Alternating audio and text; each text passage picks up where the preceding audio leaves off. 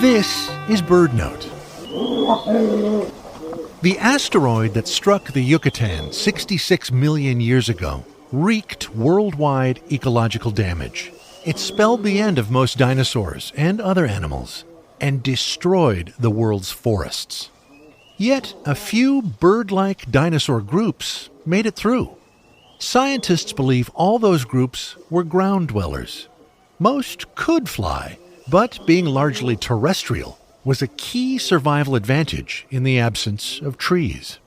This means that of the 11,000 species of birds that fly the skies, glide over the oceans, and flit among the branches today, all descended from those ancient ground-dwelling bird-like creatures.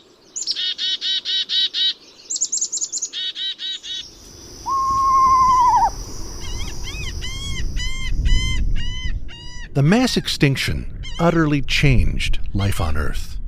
But as one world ended, another unfolded.